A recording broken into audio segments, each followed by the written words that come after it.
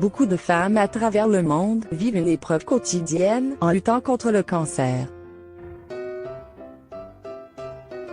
Mais parmi les cancers ciblant particulièrement les femmes, on peut facilement citer celui du sein qui reste le cas le plus fréquent en France et concerne à lui seul 31% des Françaises atteintes de cancer. Une étude capable de changer notre vision du traitement de ce cancer.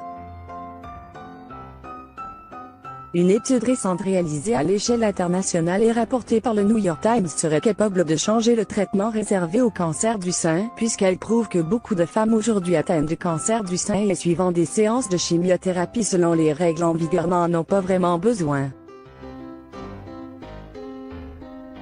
Dr. Ingrid Meilly de l'Université Vanderbilt, et qui est aussi l'auteur de l'étude dit: nous pouvons tout à fait épargner à des milliers et des milliers de femmes des traitements toxiques qui ne leur sont vraiment pas bénéfiques et cela peut changer énormément de choses.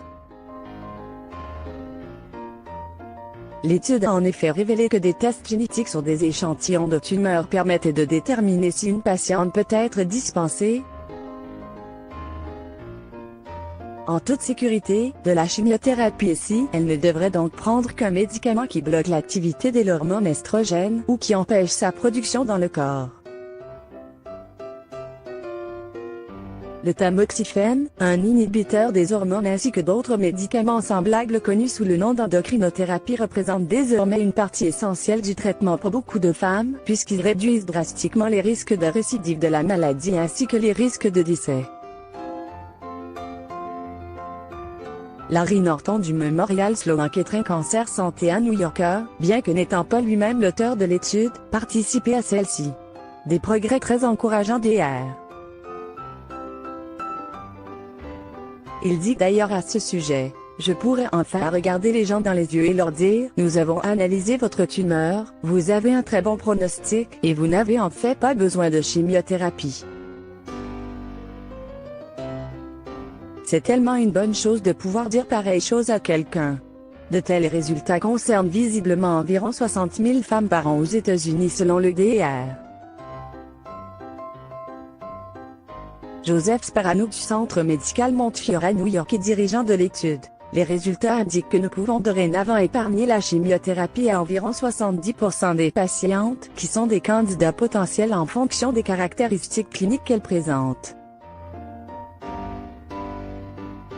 L'étude appelée TAILORx a été publiée dans le New England Journal of Medicine et a débuté en 2006.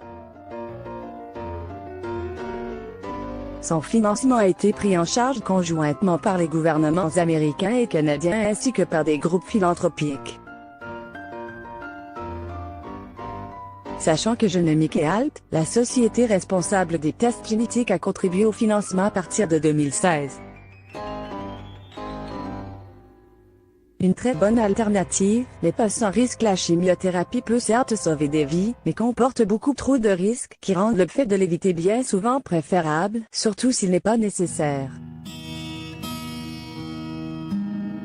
Car en plus de la perte de cheveux et des nausées qu'elle peut provoquer chez les patients, la chimiothérapie peut causer des lésions cardiaques et nerveuses et rendre les patients vulnérables à différentes infections et accroître le risque de leucémie plus tard. TAILORx a donc pour objectif de rendre le traitement le plus sûr possible, en évitant les effets secondaires dès que cela est faisable.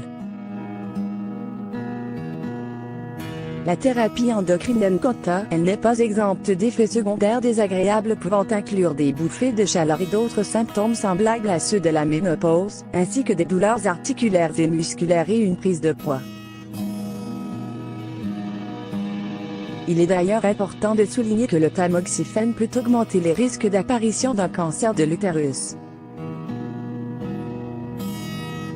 Le test génétique, appelé test de cancer du sein Oncotype-DX, coûte environ 3 000 $ et est au centre de l'étude.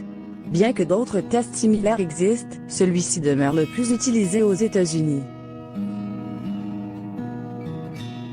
Il s'effectue sur des échantillons de tumeurs après la chirurgie afin de permettre de savoir si la chimiothérapie est capable d'aider la patiente. Le test est également effectué pour les personnes au stade précoce de la maladie, mais pas pour les tumeurs à un stade de développement plus avancé, car elles se sont déjà propagées et touchent les ganglions lymphatiques voire plus.